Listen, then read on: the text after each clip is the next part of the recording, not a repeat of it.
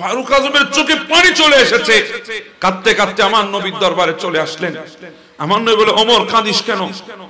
বলে, ইয়া রাসূলুল্লাহ, রাস্তা দিয়ে আসছিলাম, এক বান্দারে দেখছি এমন কাঁদা কাঁদে, তার কান্নার আওয়াজে মদিনার আকাশ বাতাস ভারী হয়ে গেছে, আমার হৃদয়ের মধ্যে কম্পন সৃষ্টি হয়েছে, কম্পন সহ্য করতে পারি নাই, চোখের পানি ছেড়ে দিয়েছে। আমার নবী বলে, কেন কাঁদে? বলে, সে নাকি অনেক বড় গুনাহ করেছে, সেজন্য কাঁদে। বলে, সে কোথায়? বলে, রাস্তার পাশে বসে আছে। বলে, তাকে আমি নবীর দরবারে নিয়ে আসো। ওমর গিয়ে তাকে নিয়ে আসলেন। আমার নবী জিজ্ঞাসা করে, বেটা কাঁদো কেন? বলে, ইয়া রাসূলুল্লাহ, অনেক বড় গুনাহ করেছে, অনেক বড় গুনাহ। আমার নবী বলে, আল্লাহর আরশের চাইতে বড়? বলে, হ্যাঁ, আল্লাহর আরশের চাইতে বড়। আল্লাহর কুরসির চাইতে বড় তোমার গুনাহ? বলে, হ্যাঁ, আল্লাহর কুরসির চাইতে বড়। এমন কি গুনাহ তুমি করেছো, একটু খুলে বলো। বলে, ইয়া রাসূলুল্লাহ, আমি একজন কাফন চোর। কাফন চোর, আমি কাফন চুরি করি। যখন আল্লাহর বান্দাগুলো মারা যায়, মদিনার গোরস্থানে যখন দাফন করা হয়, আমি গিয়ে লাশগুলো তুলে সেখান থেকে আমি কাফনগুলো নিয়ে ওই কাফন বাজারে বিক্রি করে আমি আমার দিন, আমার সময়, আমার রিজিক, আমি এগুলা সবগুলার প্রয়োজন মিটাই। ইয়া রাসূলুল্লাহ, সম্প্রীতিকালে মদিনার গোরস্থানে একজন যুবতী মেয়েকে দাফন করেছে। প্রতিদিনের ন্যায় নতুন কবর হলে আমি যেভাবে যাই সেভাবে আমি গিয়েছি। যাওয়ার পরে আমি লাশটারে তুললাম, তোলার পরে আমি কাফনের কাপড় টান দিয়ে যখন নিয়ে ফেললাম, হঠাৎ আমার দৃষ্টি যখন মেয়েটার উলঙ্গ শরীরের দিকে যখন পড়লো, তখন আমার ভেতরে শয়তান ওয়াসওয়াসা দিয়ে বসেছে। আমার ভেতরের হিংস্রতা, নফসানিয়ত জেগে উঠেছে। ইয়া রাসূলুল্লাহ, নিজেকে সামলাতে পারি নাই, আমি ওই মেয়েটার লাশের সাথে আমি ব্যভিচার করেছি। হুজুর, আমি যখন ওখান থেকে উঠলাম, হঠাৎ করে আমার কানের মধ্যে একটা শব্দ আসলো। ডানে তাকালাম, কাউকে দেখি নাই, বামে তাকালাম, দেখি নাই, সামনে পেছনে কিছুই দেখি নাই, শুধু শব্দটা আমার কানে আসলো। আমাকে জানি কেউ জেনে বলছে, হে আল্লাহর বান্দা, তুই কেন আমাকে গোরস্থানের এতগুলা মুর্দার সামনে উলঙ্গ করলি?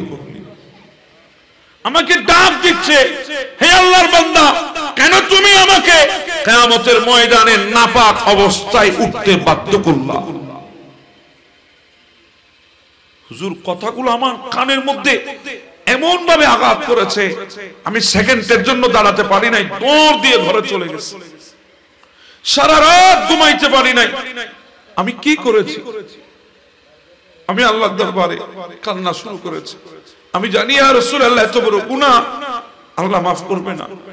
আমার নবী কথাগুলো শুনে আমার নবী বলে উঠলেন, আল্লাহর বান্দা, এত বড় গুনাহ কিভাবে করলা? নবীর জুবান থেকে বাস এতটুকু শুনেছে, এত বড় গুনাহ কিভাবে করলা? ওই বান্দার এক সেকেন্ডের জন্য বসে নাই, উঠে একটা দৌড় লাগিয়েছে। মদিনার রাস্তা দিয়ে দৌড়ায় আর চিল্লায় চিল্লায় বলে, এতদিন তো আমি বলেছি আমি বড় গুনাহ করেছি, আজকে তো রহমতুল লিল আলামিন বলেছে আমি বড় গুনাহ করেছি, আমাকে বাঁচাবে কে? কাঁদতে কাঁদতে কাঁদতে ওই বান্দা মদিনার পাহাড়ের মধ্যে উঠে গেছে, কাঁদে সারা রাত। মদিনার মহিলা পর্যন্ত ওই বান্দার কান্নার আওয়াজে কাঁদে, এমন কান্দন কাঁদে গোটা আসমান জমিন পর্যন্ত কম্পন হচ্ছে। এভাবে 40টা দিন অতিবাহিত হয়ে গেল। 40 দিন পরে জিবরিল আমার নবীর দরবারে উপস্থিত। বলে, ইয়া রাসূলুল্লাহ, আল্লাহ আমারে পাঠাইছে। জিবরিল, কেন? বলে, ইয়া রাসূলুল্লাহ, আল্লাহ আপনার থেকে জিজ্ঞাসা করতে বলেছে আল্লাহর বান্দাগুলারে বানাইছে কে? আমার নবী বলে, আমাকে সহ বানিয়েছে আল্লাহ। আল্লাহ জিজ্ঞাসা করতে বলেছে আপনাকে। ইয়া রাসূলুল্লাহ, আল্লাহর বান্দাগুলারে রিজিক কে দেয়? আমার নবী বলে, আল্লাহ রিজিক দেয়। আল্লাহ জিজ্ঞাসা করতে বলেছে আপনাকে আল্লাহর বান্দাগুলা গুনাহ করলে মাফ করে দেখে? আমার নবী বলে, আল্লাহই মাফ করে। বলি, ইয়া রাসূলুল্লাহ, আপনার ওই উম্মত যুবক পাহাড়ের চূড়ায় বসে বসে 40 দিন কাঁদে, তার কান্নার আওয়াজ শুধু মদিনার আকাশকে ভারী করে নাই, আরশ পর্যন্ত ভারী হয়ে গেছে। আল্লাহ ওই যুবকের কান্নার আওয়াজ আরশ যখন ভারী হয়ে গেছে, আমার আল্লাহ তাকে মাফ করে দিয়েছে, সুসংবাদ পাঠিয়ে দিয়ে। আপনারা যখন কোনো জিনিস বাজার থেকে যখন কিনেন, ওই বাজারের জিনিসের প্রত্যেকটার গায়ে আপনারা ওখানে এক্সপায়ার ডেট দেখে কিনেন। কথা বলেন ঠিক না? যদি টাইম চলে যায় পণ্যটা আর কেউ কিনবে না, কারণ পণ্যটা অচল হয়ে গেছে। টাকা দিয়ে তো আর মানুষ খারাপ জিনিস কিনবে না, টাকা দিয়ে তো এক্সপায়ার ডেট কোনো জিনিস মানুষ ক্রয় করবে না, এটা অকেজো হয়ে গেছে। বাংলার বাজারে এটাকে এক্সপায়ার ডেট নাই বলে পণ্যটাকে বাজারজাত করা আর কখনো মানুষ তাকে দেবে না, এটা বাজার থেকে বের করে দেবে। প্রত্যেকটা জিনিসের একটা টাইম আছে, মানুষের জিনিসের টাইম হলো হায়াত। হায়াত যদি চলে যায়, দুনিয়ায় থাকতে চাইলেও আর থাকতে পারবেন। তো আমরা যে হায়াতের মধ্যে আমরা আছি, এই হায়াতের মধ্যে অসংখ্য আমাদের ভুল ত্রুটি গুনাহ পাপ আছে না নাই? এখানে আমি যদি এখন জিজ্ঞাসা করি, এই মজমার মধ্যে একজনও পাবো না, হাত তুলে বলবেন যে হুজুর আমার কোনো গুনাহ নাই, একজনও পাওয়া যাবে না। সবার গুনাহ আছে, হয়তো কম না হলে বেশি আছে, এটা চিরসত্য কথা আছে, এটা চির। আপনারা দূরের কথা, যদি আমাদেরকেও যদি জিজ্ঞাসা করেন তাহলে আমরা কত বড় গুনাহগার এটা পৃথিবীর কেউ জানে না, আমরাই জানি। আপনার আর আমার তফাৎ এই জায়গায়, আপনি না জেনে গুনাহ করেছেন, আমরা জেনে শুনে গুনাহ করেছি। কথা বলেন ঠিক না? তো সেজন্য বলছি গুনাহ সবার আছে, বুকে হাত দিয়ে বলার কোনো সুযোগ নাই আমার গুনাহ নাই। বান্দা গুনাহ করবে এটাই চিরসত্য, বান্দা গুনেগার এটাও চিরসত্য। কিন্তু আল্লাহ রাব্বুল আলামিন বড় দয়া করে আমাদেরকে বানিয়েছেন। কেননা ফেরেশতারা তো বলেছিল আল্লাহ বানানোর দরকার নাই, তারা দুনিয়ায় গিয়ে রক্ত আর ফাসাদ করবে, ফিতনা ফাসাদে লিপ্ত হবে। আল্লাহ আমরাই তো আছি আপনার ইবাদত আর বন্দেগী করার জন্য। আল্লাহ বলেছিলেন আমি যা জানি তোমরা তা জানো না। হ্যাঁ, এটাই চিরসত্য কথা। আল্লাহ আমাদেরকে মহাব্বত করেন বিদায় ইউহিব্বুহুম ওয়া ইউহিব্বুনাহু বলেছেন। আল্লাহ আমাদেরকে মহাব্বত করে বিদায় ইনসান বানিয়ে দুনিয়ায় পাঠিয়েছেন। মহাব্বতের মানুষ ভুল করবে, মহাব্বতের মানুষকে ভুলগুলা শুধরায় দেওয়ার জন্য আমরা তো ক্ষমার মতো একটা সিস্টেম দুনিয়ায় আছে। ভুল হয়ে গেছে যদি বলে দি সরি, তখন ওই মানুষটাকে যে কোনো মানুষ ক্ষমা করে দেয়। কথা কোন ঠিক না? আমরাও ভুল করব দুনিয়ায়, মালিক জানতেন। সেজন্য আল্লাহ আমাদের জন্য বিধান রেখেছে তাওবা। এজন্য তো আল্লাহ বলেন ইয়া আইয়ুহাল্লাযীনা আমানু তুবু ইলাল্লাহ তাওবাতান নাসুহা। হে ঈমানদারেরা, হে ঈমানদারেরা, হে মুমিন যারা আল্লাহ এবং আল্লাহ রাসূলের উপরে ঈমান এনেছো, তোমরা আল্লাহর দরবারে তওবা করো। তুবু ইলাল্লাহ, আল্লাহর দরবারে তওবা করো। তাওবাতান নাসুহা, বিশুদ্ধ তওবা, একনিষ্ঠতার সহিত তওবা, বিশুদ্ধ তওবা, পরিপূর্ণ তওবা তোমরা যদি করতে পারো, আল্লাহ বলে আমি তোমাদের গুনাহ মাফ করে দেব। আল্লাহ গুনাহ কি করে দেবেন? মাফ করে দেবেন। হ্যাঁ, আমরা মুমিন, আল্লাহ আমাদেরকে তওবা করতে বলেছে, ইনসানকে নয় মুমিনকে বলেছে। মুমিন কারণ পৃথিবীর বুকে আল্লাহ সবচেয়ে বেশি মুমিন বান্দাদেরকে করে। কথা বলেন ঠিক না? এজন্য আল্লাহ আমাদেরকে ডাক দিয়েছেন ইয়া আইয়ুহাল্লাযীনা আমানু, ওহে মুমিন বান্দা। আল্লাহ বিধান দিয়েছে তওবা। প্রশ্ন তো এখানেই রয়ে যায়, বিধান তো আগেও ছিল অন্যান্য নবীর উম্মতের বেলায়, আমাদের বেলাও বিধান আছে তওবা। তো মুহাব্বত আমাদেরকে একদিকে ইনসান হিসাবে আল্লাহ করেন মুমিন হিসাবে, আর একদিকে আল্লাহ আমাদেরকে মুহাব্বত করেন আখিরি নবীর উম্মত হিসাবে। এটাই সবচেয়ে ইম্পর্টেন্ট। আল্লাহ আমাদেরকে আখিরি নবীর উম্মত হিসেবে মুহাব্বত করেন, বেশি মুহাব্বত আল্লাহ আমাদেরকে করেন। আস্তারুকা ওয়ালা তাখশানি, কথাটা এমনি এমনি আসে নাই। মুহাব্বত করেন বিদায় বলেছেন নবী তো চলে যাবেন দুনিয়া থেকে, মালাকুল মউত চলে এসেছে নবীর দরবারে, এসে দিয়েছে সালাম। আমার নবীর দরবারে সালাম দিয়ে আজরাইল বলেছিল ইয়া রাসূলুল্লাহ, আল্লাহ আপনাকে সালাম দিয়েছে। আল্লাহ পাকের সালাম আমার নবীর দরবারে পৌঁছিয়ে দিয়ে আজরাইল বলে ততক্ষণ ওয়েট করব যতক্ষণ আপনি নবী বলবেন না হ্যাঁ পৃথিবীর অনেক দরবার আছে, পৃথিবীতে অনেক মহল আছে, পৃথিবী পৃথিবীর অনেক রাজপ্রাসাদ আছে, কোন রাজপ্রাসাদে আজরাইল অনুমতি নিয়ে ঢুকবে না, কোন দরবারে আজরাইল অনুমতি চাইবে না, কোন মানুষের কাছে আজরাইল অনুমতির আশা করবে না, একমাত্র দরবারে মুস্তাফায় আশা করেছিলেন। হ্যাঁ, আজরাইল বসে আছে, জিবরিলও এসেছে, চোখ মুছে মুছে। নবী বলে কাঁদিস কেন? বলে আর তো দুনিয়ায় আসা হবে না ওহী নিয়ে, আপনি যদি চলে যান আমি জিবরিল কার কাছে ওহী নিয়ে আসবো? আর তো দুনিয়ায় আসবো না, আজকেই তো শেষ। আমার নবী বলে জিবরিল তুই ওহী নিয়ে আসতে পারবি না বলে কাঁদিস? আমি নবীর বুক ফেটে যায় কেন জানিস? আমি তো দুনিয়া থেকে চলে যাই, আমার উম্মত গুলার কি হবে, আমি চিন্তায় কাঁদি। ও জিবরিল, আল্লাহর কাছে যা, গিয়ে আল্লাহকে জিজ্ঞাসা কর আমার পরে উম্মতের কি হবে। আল্লাহ বলে নবী গো, চিন্তা কিসের? যেটা আপনার কাছে প্রিয় সেটা তো আমার কাছে প্রিয়। উম্মত আপনার কলিজার টুকরা নবুয়তের, আর আপনার উম্মত আমার বান্দা, আমার কুদরতের কলিজার টুকরা। আমি আল্লাহ আছি। আপনি 63 বছর উম্মতের পাহারাদার করেছেন, আপনার পরে আপনার উম্মতের পাহারাদার আমি আল্লাহ করব, আমি আল্লাহ। হ্যাঁ, কথা তো এখানেই আল্লাহ আমাদেরকে মহব্বত করেন, আল্লাহ আমাদেরকে ভালোবাসেন। কথা এখানে আমি বলতে চাচ্ছি, অন্যান্য নবীর উম্মতের উপরও তওবা ছিল, আমাদের উপরও তওবা আছে।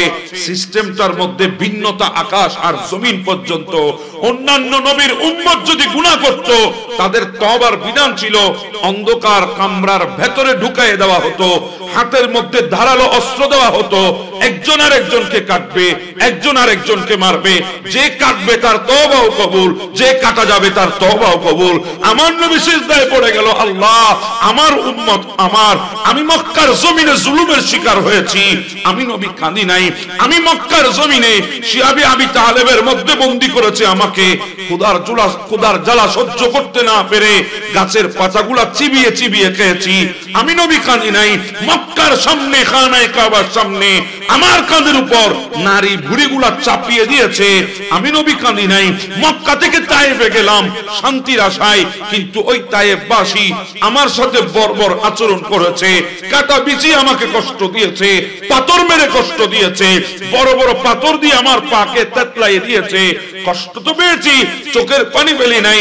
আপনি বলেছেন বাবার পিতা ছেড়ে দিতে, আপনি বলেছেন জন্মস্থান ছেড়ে দিতে, আপনি বলেছেন খানায়ে কাবা ছেড়ে দিতে, সবগুলা ছেড়ে প্রিয় শহর মক্কাও ছেড়ে মদিনায় হিজরত করেছি, আমি নবী কাঁদি নাই।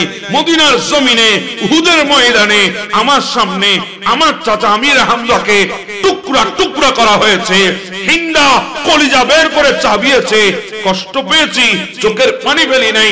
দন্দন শহীদ করেছি, চোখের পানি ফেলি নাই। আমার সামনে আমার ফাতেমা 5 দিন পর্যন্ত না কে আছে, চোখের পানি ফেলি নাই। আমার সামনে আমার সাহাবীরা অনেকে কষ্টে ছিল, চোখের পানি ফেলি নাই। আমি নবী ক্ষুধার জ্বালা সহ্য করতে না পেরে পাথর বেঁধেছি, চোখের পানি ফেলি নাই। আল্লাহ আপনি বলেছেন আমার হাসান আর হুসাইনকে আপনার দ্বীনের জন্য কুরবান করতে হবে, রাজি হয়ে গেছি, আমি নবী কাঁদি নাই। কিন্তু উম্মতের প্রশ্ন যখন এসেছে, আমি তো রব্বি হাবলে উম্মতি বলে কেঁদেছি। আমার সামনে আমার উম্মত গুলা কাটবে, তওবার নামে আমি কিভাবে সহ্য করব? আল্লাহ না না না না, এমন তওবার বিধান মানতে পারি না। আল্লাহ ডাক দিয়ে বলে নবী আপনি বলেন না বিধান কি হবে? বলে আমি কেন বলবো, আপনি তো আছেন, আপনি বলবেন। আমার আল্লাহ ডাক দিয়ে বলে নবী আপনার উম্মত আসমান পরিমাণ গুনাহ করবে, পাহাড় পরিমাণ গুনাহ করবে, সমুদ্রের পানি পরিমাণ গুনাহ করবে। তারা যখন হাত তুলে বলবে আল্লাহ গুনাহ করেছি, আপনি নবী যদি সার্টিফিকেট দেন আল্লাহ উম্মত গুনাহগার হলেও আমার উম্মত আমার, আমি আল্লাহ বলে দিলাম লাওয়াজ্জাতুল্লাহ তাওয়াবার রহিমা, আমি তওবা কবুলকারী হয়ে যাব। উম্মত শুধু হাত তুলে বলবে আল্লাহ গুনাহ করেছি, আপনি যদি সার্টিফিকেট দেন আল্লাহ উম্মত আমার, আমি আল্লাহ বলছি লাওয়াজাদুল্লাহ তাওয়াবার রহিমা, আমি তওবা কবুলকারী হয়ে যাব। হ্যাঁ, এটাই তো তওবার বিধান আল্লাহ আমাদেরকে দিয়েছেন একমাত্র আখির নবীর উম্মত হওয়ার কারণে। শুধু তাই না, আফসোস তো এখানেও আছে, আমরা আজকে তওবা করতে পারি না। কথা বলেন ঠিক না? আজকে আমাদের জুবান দিয়ে তওবা আসে না, অথচ নবী বলেছেন উম্মত 3টা কাজ দ্রুত করে নে, যখন গুনাহ হয়েছে তাড়াতাড়ি তওবা কর, কারণ হায়াতের একটা সেকেন্ডের কোনো গ্যারান্টি যে আছে। আপনি তো মনে করছেন হায়াত তো অনেক লম্বা, সময় গেলে আর গেল কদ্দূর, 20টা বছর তো পারিয়েছে, আরো তো কমপক্ষে না হলো 60 আর 70 তো আছে। হ্যাঁ, আপনার কাছে আছে মনে হয়, কিন্তু আপনি জানেন না পৃথিবীতে নাই হতে বেশিক্ষণ লাগে না। কথা বলেন ঠিক না? কখন চলে যাবে হায়াত কেউ তো বলতে পারবেন না। আপনারাই তো দোকান থেকে জিনিস কিনে আনেন, অনেক জিনিসই তো আমাদের বাজারগুলোতে পাওয়া যায়, ইলেকট্রিকের জিনিস। আপনারা নাম দিয়েছেন চায়না মাল। কি মাল? চায়না মাল। অনেকে হাসেন চায়না মালের কথা শুনলে, কেন? বলে গ্যারান্টি নাই। যতই ভালো জিনিস হোক কি নাই? গ্যারান্টি নাই। আপনি চায়না মালের গ্যারান্টি নাই বলে হাসেন। যদি বুঝতেন তাহলে হাসি আসতো না। আপনি আর আমি তো চায়না মালের চাইতে খারাপ, আমাদের তো 1 সেকেন্ডের গ্যারান্টি নাই। আপনি তো গোটা পৃথিবীকে অনেক বড় মনে করছেন, আমি তো দেখছি পৃথিবী অনেক বড় না। পৃথিবী আপনার ওই ঘর থেকে গোরস্থান পর্যন্ত, গোটা বিশ্ব দাপিয়ে বেরিয়েছেন। আমেরিকা থেকে ইউরোপ পর্যন্ত আপনার চরম যুগলে আসতে বাধ্য হয়েছে, কিন্তু আপনি জানেন না সময় তো এমনও আসবে আপনাকে ওই গোরস্থানে যেতে বাধ্য হতে হবে। কথা বলেন ঠিক না? আপনি তো মনে করছেন অনেক বছরের দুনিয়া, আমি তো দেখছি মাত্র 2 দিনের দুনিয়া। একদিন চলে গেছে, আরেক দিনে আছি, সামনের 1 সেকেন্ডের কোনো গ্যারান্টি নাই। আমাদের জন্য তো আমাদের গুনাহ যখন হবে তওবা তো করতে হবে তাড়াতাড়ি। নবী বলেছেন তাড়াতাড়ি তওবা, গুনাহ হয়ে গেছে তাড়াতাড়ি করে নে। হায়াতের কোনো বিশ্বাস নাই। 2 নাম্বার, তোমাদের এলাকায় কেউ মারা গেলে যদি গোসল আর কাফন যদি হয়ে যায়, তাড়াতাড়ি তাকে জানাজা দিয়ে দাফনের ব্যবস্থা করে দাও। মুর্দার কষ্ট হয়, আর আমরা তো এখন জানাজার মাঠে এক একটা মহা সমাবেশ বানিয়েছি। কথা বলেন ঠিক না? লাশ সামনে রেখে ঘন্টার পর ঘন্টা আমার দেশের তথাকথিত রাজনীতিবিদরা তারাও লাশকে সামনে রেখে রাজনীতি করতে চায়। 3 নম্বর, উপযুক্ত যদি মেয়ে থাকে ঘরে, নবী বলে তাড়াতাড়ি প্রাপ্তবয়স্ক হওয়ার সাথে সাথে উপযুক্ত নেককার সন্তানের তালাশ পাওয়ার সাথে সাথে তাকে তাড়াতাড়ি বিদায় করে নিকাহ আকদের ব্যবস্থা করে দাও। আমরা 3টা জিনিস কি দ্রুত করছি না দেরিতে করছি? জি বলেন না, কিসে করছি? দেরিতে। এজন্য তওবা করতে হবে আমাদের। হায়াতের কোনো বিশ্বাস নাই। এবার বলেন আমার একটু, আমার নবীর কি কোনো গুনাহ আছে? জি বলেন, নবীর কি কোনো গুনাহ আছে? শুধু নবী না, আল্লাহর যত পয়গম্বর আছে পৃথিবীর জমিনে এসেছেন, আল্লাহর তরফ থেকে নবুয়ত প্রাপ্ত হয়েছেন, কোন পয়গম্বরের কোনো গুনাহ নাই। এটা আমাদের কি আকীদা, এটা আমাদের কি? এই আকীদা যদি না থাকে আপনার ঈমান থাকবে না। এটার উপর আকীদা রাখতে হবে। আম্বিয়া ইকরাম নিষ্পাপ মাসুম, কথা কোন ঠিক কি না? তো যেখানে আম্বিয়া ইকরাম মাসুম, আমার নবী তো ইমামুল আম্বিয়া, আমার নবীর কি গুনাহ আছে? তো আফসোস তো এখানেই হয়, আজকে অনেক ইসলামী দলের প্রতিষ্ঠাতা নাম দিয়ে লন্ডনের ভাষণে এক কবিতা আমি পেয়েছি, লিখেছে নবী দোষে গুণে ভরা, রক্তে মাংসে গড়া, তারা এখন বাংলাদেশে ইসলাম প্রতিষ্ঠা করতে চায়। আছে না নাই? এদের বড় নেতা লিখেছে আমার নবী নাকি রক্তে মাংসে গড়া, দোষে গুণে ভরা। একটু জোরে বলবেন না নাউজুবিল্লাহ? এটা কি কোন ইমানদারের কথা হতে পারে? আরে আমার নবী মাসুম, আমার নবীর মাসুমিয়তের গ্যারান্টি আপনি আর আমি দিই নাই, ডাইরেক্ট আমার আল্লাহ দিয়েছেন। আমার নবী মাসুম, আর আপনি বলছেন নবী দোষে গুণে ভরা, রক্ত মাংসে গড়া। আল্লাহ তাদেরকে হেদায়েত নসিব করে দাও। আমিন বলবেন না? তারা হয়তো আমিন হয়ে কিনতাম এত বছরে নৌমান। আমার নবীর কোনো গুনাহ নাই, কিন্তু আমার নবী কি বলছেন জানেন?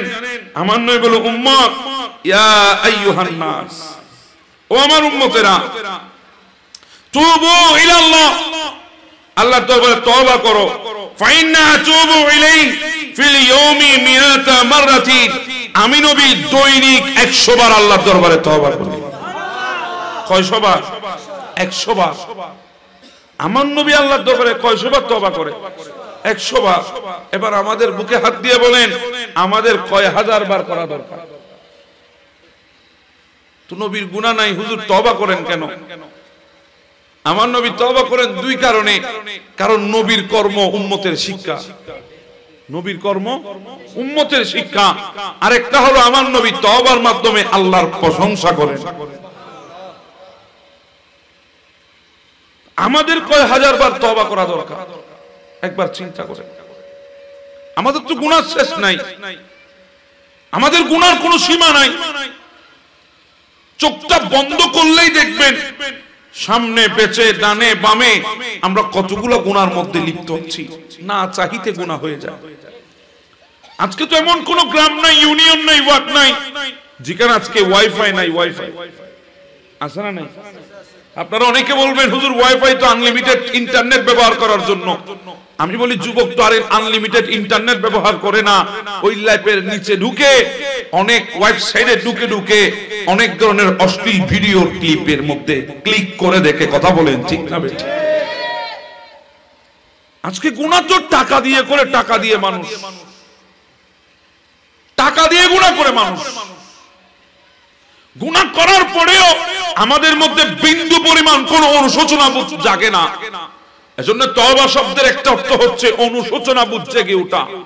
আমি যে অপরাধ করেছি, এই অপরাধের কারণে নিজেকে অপরাধী মনে করা।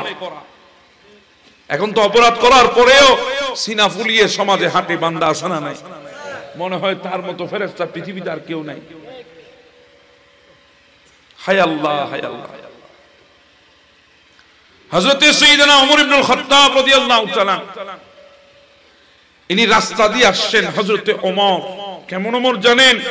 যার ব্যাপারে আমার নবী বলেছেন, আমার ওমর যে রাস্তা দিয়ে একটা সেকেন্ডের জন্য কদম রেখেছে, কিয়ামতের আগ মুহূর্ত পর্যন্ত শয়তান ওই রাস্তা দিয়ে যাবে না। ইসলামের দ্বিতীয় খলিফা আমিরুল মুমিনিন খলিফাতুর রাসূল দুনিয়ায় বসে যিনি জান্নাতের সুসংবাদ পেয়েছেন, যার উপাধি আমার নবী দিয়েছেন ফারুক আযম, হক না হকের ফরককারী, তফাৎকারী। উনি আসছেন রাস্তা দিয়ে। অসুবিধা হচ্ছে আপনাদের? দেখতেছে এক যুবক রাস্তার ধারে বসে এমন ভাবে চোখের পানি ছেড়ে দিয়ে আল্লাহর দরবারে কাঁদছে, ওই যুবকের কান্নার আওয়াজ ওমরের সিনার ভেতরে কম্পন সৃষ্টি করেছে। ওমর দাঁড়িয়ে গেছে, ডাক দিয়ে বলে, বাবা কাঁদিস কেন? বলে, হুজুর আমি কত বড় গুনাহ করেছি, এটা তো জানেন না? আমি অনেক বড় গুনাহ করে ফেলেছি, যার কারণে চোখের পানি ছেড়ে দিয়ে কাঁদি। উপায় তো নাই, কিয়ামতের ময়দান আসবে, এই চেহারাটা নিয়ে আল্লাহর দরবারে কিভাবে দাঁড়াবো? কিভাবে দাঁড়াবো? এজন্য দোয়া তো এটাও করবেন আল্লাহর দরবারে, মালিক আমাকে কিয়ামতের ময়দানে তোমার সামনাসামনি করিও না। আল্লাহ আমাকে তোমার সামনাসামনি করিও না, কারণ আমাকে যদি তোমার সামনাসামনি দাঁড়াতে বলো, সেদিন তো দাঁড়াতে পারবো না তোমার সামনে, চেহারাটা তুলেও তোমার দিকে তাকাতে পারবো না। যদি জিজ্ঞাসা করো বান্দা কি করেছো, সেদিন তো কোনো উত্তর দিতে পারবো না। আল্লাহ তুমি আমাকে তোমার সামনাসামনি করিও না।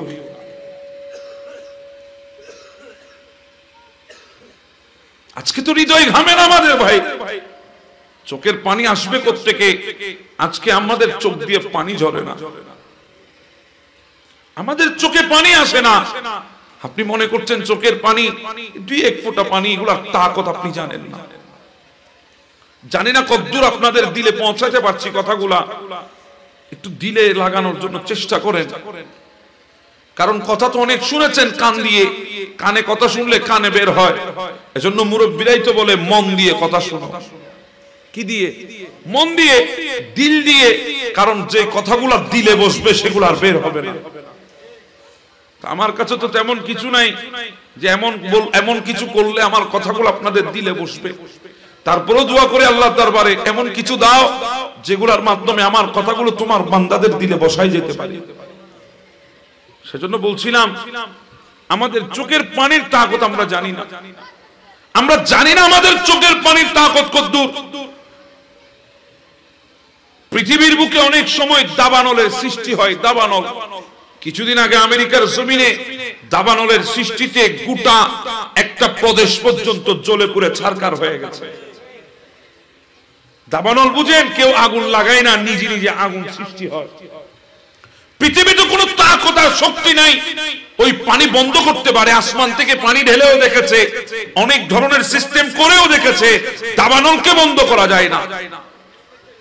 এবার পৃথিবীতে যতগুলো দাবানল আছে সবগুলা যদি আপনি এক পাশে করেন, এক পাল্লায় করেন, জাহান্নামের বিন্দু পরিমাণ আগুনের সমপরিমাণ হবে না। ওই দাবানলকে নিবানোর জন্য দুনিয়ায় কোনো সমুদ্র নাই, কোনো ধরনের নদী নাই, কোনো খাল নাই, বিল নাই, কোনো উপত্যকা নাই, কোনো ঝর্ণা নাই, কোনো কিছুই নাই। জাহান্নামের আগুন তো নিবানো তো দূরের কথা। কিন্তু যুবক, তুমি জানো না তোমার ওই চোখের পানির তাকত কতদূর। আমার নবী বলেছে, যখন কোন বান্দা আল্লাহর ভয়ে দুই চোখের পানি ছেড়ে দেয়, ওই দুই চোখের পানি যথেষ্ট জাহান্নামের আগুনকে বন্ধ করে দেওয়ার জন্য। আফসোস, আমাদের চোখ দিয়ে আজকে পানি আসে না। কথা বলেন ঠিক না? ওই যুবক কাঁদে, ফারুক আজমের দিলের মধ্যে কম্পন সৃষ্টি হয়েছে। ফারুক আজমের চোখে পানি চলে এসেছে। কাঁদতে কাঁদতে আমার নবীর দরবারে চলে আসলেন। আমার নবী বলে, ওমর কাঁদিস কেন? বলে, ইয়া রাসূলুল্লাহ, রাস্তা দিয়ে আসছিলাম, এক বান্দারে দেখছি এমন কাঁদা কাঁদে, তার কান্নার আওয়াজে মদিনার আকাশ বাতাস ভারী হয়ে গেছে। আমার হৃদয়ের মধ্যে কম্পন সৃষ্টি হয়েছে, কম্পন সহ্য করতে পারি নাই, চোখের পানি ছেড়ে দিয়েছে। আমার নবী বলে, কেন কাঁদে? বলে, সে নাকি অনেক বড় গুনাহ করেছে, অনেক বড় গুনাহ করেছে, সেজন্য কাঁদে। বলে, সে কোথায়? বলে, রাস্তার পাশে বসে আছে। বলে, তাকে আমি নবীর দরবারে নিয়ে আসো। ওমর গিয়ে তাকে নিয়ে আসলেন। আমার নবী জিজ্ঞাসা করে, বেটা কাঁদো কেন? বলে, ইয়া রাসূলুল্লাহ, অনেক বড় গুনাহ করেছে, অনেক বড় গুনাহ। আমার নবী বলে, আল্লাহর আরশের চাইতে বড়? বলে, হ্যাঁ, আল্লাহর আরশের চাইতে বড়। আল্লাহর কুরসির চাইতে বড় তোমার গুনাহ? বলে, হ্যাঁ, আল্লাহর কুরসির চাইতে বড়। এমন কি গুনাহ তুমি করেছো, একটু খুলে বলো। বলে, ইয়া রাসূলুল্লাহ, আমি একজন কাফন চোর। কাফন চোর, আমি কাফন চুরি করি। যখন আল্লাহর বান্দাগুলা মারা যায়, মদিনার গোরস্থানে যখন দাফন করা হয়, আমি গিয়ে লাশগুলা তুলে সেখান থেকে আমি কাফনগুলা নিয়ে ওই কাফন বাজারে বিক্রি করে আমি আমার দিন, আমার সময়, আমার রিজিক, আমি এগুলা সবগুলার প্রয়োজন মিটাই। ইয়া রাসূলুল্লাহ, সম্প্রীতিকালে মদিনার গোরস্থানে একজন যুবতী মেয়েকে দাফন করেছে। প্রতিদিনের ন্যায় নতুন কবর হলে আমি যেভাবে যাই সেভাবে আমি গিয়েছি। যাওয়ার পরে আমি লাশটারে তুললাম, তোলার পরে আমি কাফনের কাপড় টান দিয়ে যখন নিয়ে ফেললাম, হঠাৎ আমার দৃষ্টি যখন মেয়েটার উলঙ্গ শরীরের দিকে যখন পড়লো, তখন আমার ভেতরে শয়তান ওয়াসওয়াসা দিয়ে বসেছে। আমার ভেতরে হিংস্রতা, নফসানিয়ত জেগে উঠেছে। ইয়া রাসূলুল্লাহ, নিজেকে সামলাতে পারি নাই, আমি ওই মেয়েটার লাশের সাথে আমি ব্যভিচার করেছি। হুজুর, আমি যখন ওখান থেকে উঠলাম, হঠাৎ করে আমার কানের মধ্যে একটা শব্দ আসলো। ডানে তাকালাম, কাউকে দেখি নাই, বামে তাকালাম, দেখি নাই, সামনে পেছনে কিছুই দেখি নাই, শুধু শব্দটা আমার কানে আসলো। আমাকে জানি কেউ জেনে বলছে, হে আল্লাহর বান্দা, তুই কেন আমাকে গোরস্থানের এতগুলা মুর্দার সামনে উলঙ্গ করলি? আমাকে ডাক দিচ্ছে, হে আল্লাহর বান্দা, কেন তুমি আমাকে কিয়ামতের ময়দানে নাপাক অবস্থায় উঠতে বাধ্য করলা? হুজুর, কথাগুলো আমার কানের মধ্যে এমন ভাবে আঘাত করেছে, আমি সেকেন্ডের জন্য দাঁড়াতে পারি নাই, দৌড় দিয়ে ঘরে চলে গেছি। সারা রাত ঘুমাইতে পারি নাই। আমি কি করেছি? আমি আল্লাহর দরবারে কান্না শুরু করেছি। আমি জানি ইয়া রাসূলুল্লাহ, এত বড় গুনাহ আল্লাহ মাফ করবে না। আমার নবী কথাগুলো শুনে আমার নবী বলে উঠলেন, আল্লাহর বান্দা, এত বড় গুনাহ কিভাবে করলা? নবীর জুবান থেকে পাস এতটুকু শুনেছে, এত বড় গুনাহ কিভাবে করলা? ওই বান্দার এক সেকেন্ডের জন্য বসে নাই, উঠে একটা দৌড় লাগিয়েছে। মদিনার রাস্তা দিয়ে দৌড়ায় আর চিল্লায় চিল্লায় বলে, এতদিন তো আমি বলেছি আমি বড় গুনাহ করেছি, আজকে তো রহমতুল আলামিন বলেছে আমি বড় গুনাহ করেছি, আমাকে বাঁচাবে কে? কাঁদতে কাঁদতে কাঁদতে ওই বান্দা মদিনার পাহাড়ের মধ্যে উঠে গেছে, কাঁদে সারা রাত। মদিনার মহিলা পর্যন্ত ওই বান্দার কান্নার আওয়াজে কাঁদে, এমন কান্দন কাঁদে গোটা আসমান জমিন পর্যন্ত কম্পন হচ্ছে। এভাবে 40টা দিন অতিবাহিত হয়ে গেল। 40 দিন পরে জিবরিল আমার নবীর দরবারে উপস্থিত, বলে ইয়া রাসূলুল্লাহ, আল্লাহ আমারে পাঠাইছে। জিবরিল কেন? বলে ইয়া রাসূলুল্লাহ, আল্লাহ আপনার থেকে জিজ্ঞাসা করতে বলেছে আল্লাহর বান্দাগুলারে বানাইছে কে? আমার নবী বলে আমাকে সহ বানিয়েছে আল্লাহ। আল্লাহ জিজ্ঞাসা করতে বলেছে আপনাকে। ইয়া রাসূলুল্লাহ, আল্লাহর বান্দাগুলারে রিজিক কে দেয়? আমার নবী বলে আল্লাহ রিজিক দেয়। আল্লাহ জিজ্ঞাসা করতে বলেছে আপনাকে আল্লাহর বান্দাগুলা গুনাহ করলে মাফ করে দেখে? আমার নবী বলে আল্লাহই মাফ করে। বলি ইয়া রাসূলুল্লাহ, আপনার ওই উম্মত যুবক পাহাড়ের চূড়ায় বসে বসে 40 দিন কাঁদে, তার কান্নার আওয়াজ শুধু মদিনার আকাশকে ভারী করে নাই, আরশ পর্যন্ত ভারী হয়ে গেছে। আল্লাহ ওই যুবকের কান্নার আওয়াজ আরশ যখন ভারী হয়ে গেছে, আমার আল্লাহ তাকে মাফ করে দিয়েছে, সুসংবাদ পাঠিয়ে দিয়ে। আমরা তো হাত তুলতে জানি না, কথা বলেন ঠিক না? আমরা তো তওবাও করতে চাই না, আমরা তো বলতে চাই না আল্লাহ আমি গুনাহ করেছি। আমার আল্লাহ এটাই চায়, তওবা মানে স্বীকারোক্তি দেওয়া, স্বীকারোক্তি। তওবা মানে ফিরে আসা, গুনাহ করেছেন সারেন্ডার করা। আল্লাহ তো বলে ইন্নাল্লাহা ইউহিব্বুত তাওয়াবিনা ওয়া ইউহিব্বুল মুতাতাহহিরিন। আল্লাহ তওবাকারীকে, পবিত্রতা অর্জনকারীকে মহব্বত করে। সুবহানাল্লাহ বলবেন না? ক্ষমা যদি চাও কব পাপ দরিয়ায়,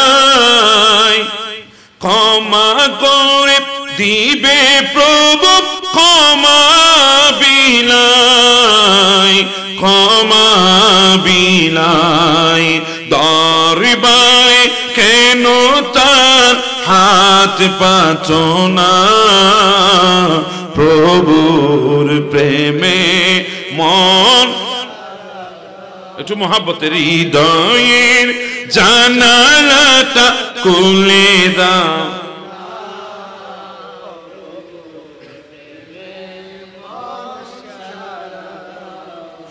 অসীম ক্ষমতা যার হাতের উপর, যার নামে বয়ে যায় ঝরনা নহর, ঝরনা নহর। আল্লাহ আল্লাহ রবে সবে দিওয়ানা, প্রভুর প্রেমে, প্রভুর প্রেমে। হৃদয়ের জানালাটা খুলে দাও না, প্রভুর প্রেমে। আমরা তওবা করব কার দরবারে? জীবনের না কার দরবারে? আপনি শুধু হাত তুলে বলবেন আল্লাহ আমি গুনাহ করেছি, আল্লাহ সাথে সাথে আপনাকে আমাকে মাফ করবে। এজন্য তো আয়েশা সিদ্দিকা বর্ণনা করছেন, রাসূল করিম সাল্লাল্লাহু আলাইহি ওয়াসাল্লাম ইরশাদ করেছেন, ইন্নাল আবদা ইযা ইতারাফা বিযামমি সুম্মা তাবা তাবাল্লাহু আলাইহি। বান্দা যখন গুনাহ করে, গুনার পরে যখন তওবা করে, আল্লাহ ওই বান্দাকে মাফ করে দেন। সুবহানাল্লাহ। কি করে দেন? মাফ করে দেন। হযরত মালিক বিন দিনার নাম শুনেছেন? অসুবিধা হচ্ছে? হযরত মালিক বিন দিনার অনেক বড় একজন আল্লাহওয়ালা ছিলেন পৃথিবীর বুকে, অনেক বড় একজন, জি বলেন না কি ছিলেন? আল্লাহওয়ালা ছিলেন দুনিয়ার জমিনের মধ্যে। এই মালিক বিন দিনার ইনি একজন মদ্যপায়ী ছিল, মদ্যপায়ী, মদ পান করতেন। হামেশাই কি খেতেন? মদ খেতেন। আমাদের সমাজে এই ধরনের বান্দা আছে না নাই? আমরা খুব সতর্ক এই সমস্ত বান্দা সম্পর্কে। কোন মদ্যপায়ীকে আমরা মসজিদে ঢুকতে দিই না, কথা বলেন ঠিক না? মদ এটা হালাল না হারাম? এটা সওয়াব না গুনাহ? গুনাহ। সগীরা না কবিরা? মদ পান অবস্থায় যদি কেউ মারা যায়, আমার নবী বলে সে কি আমার উম্মত হয়ে মারা গেছে না আর কি হয়ে মারা গেছে আমি নবী বলতে পারি? আমরা এদের ব্যাপারে বড় সতর্ক। কোন মদ্যপায়ীকে আমরা মসজিদে ঢুকতে দিই না, কিন্তু একটা জিনিস আমরা বড় অসতর্ক, আবার সুদী বান্দারে ডাকি ডাকি আনি মসজিদের সভাপতি দিই। মনে করি সুদ খাওয়া এটা সবচেয়ে বড় ইবাদত। কথা বলেন ঠিক না? মদ যেভাবে কবিরা গুনাহ, সুদ খাওয়া জি বলেন না? শুধু তাই না, আমার নবী এই গুনাহ সম্পর্কে এমন চরম বাক্য উচ্চারণ করেছে, আর কোন গুনার ব্যাপারে এত চরম বাক্য আমার নবী উচ্চারণ করে নাই। আমার নবী বলে সুদের 70টি গুনাহ আছে, সর্বনিম্ন গুনাহ নিজের মায়ের সাথে জিনা করেছে। এটা কোনদিন স্বপ্নেও ভাবতে পারেন কোন সন্তান মায়ের সাথে ঘুমাবে? এটা কোনদিন স্বপ্নে ভাবতে পারে? মাথায় আসে? আমরা হচ্ছি সচেতন, আমরা ওই সুদী বান্দারে ডাকি ডাকি আনি মসজিদের সভাপতি দিই। কিসের জন্য? ওই 7 ডালা 1 টাকা সব উনি দেবে। আমরা এখন টাকাওয়ালা দেখে মসজিদের সভাপতি সেক্রেটারি বানাই, আমরা নামাজি দেখে মসজিদের সভাপতি সেক্রেটারি বানাই না। এই হচ্ছে আমাদের আজকের দশা। কথা বলেন ঠিক না? মনে মনে রাগ করতেছেন কেন? এটাই হলো আমাদের অবস্থা।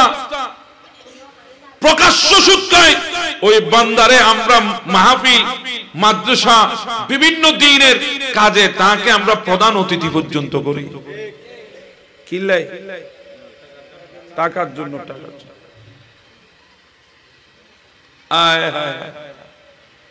তো সেজন্য বলি এত অসচেতন হবেন না, একটু সচেতন হন। মদ্যপায়ীর ব্যাপারে যেভাবে সচেতন আছেন, এই সুদী বান্দাগুলার ব্যাপারেও একটু সচেতন হন, কারণ মদ্যপায়ীর চাইতো এই সুদী বান্দা মানবতার আরো বেশি শত্রু। কথা বলেন ঠিক না? আমাদের ভেতরে দেখুন গায়রত নাই, দিন নাই। যদি থাকতো আমাদের ভেতরে গায়রত আর দিন, তাহলে আমাদের সমাজে আজকে কোনোদিন অন্যায় অবিচার হতে পারত? আমরা তখন মুখ বুঝে সহ্য করি। আমারে কি পাইছে? কথা বলেন ঠিক না? আমার কি হয়েছে? আমার সাথে করতেছে, এই শুধু আমার সাথে করতেছে, আমারে কি পাইছে, আমার কি হলো, এই আমার কি হয়েছে কি হয় নাই, এর জন্য ওই জালেমের সাহস বেড়ে গেছে। সে দিনের পর দিন তার জুলুম মাত্রা বাড়িয়ে দিয়েছে।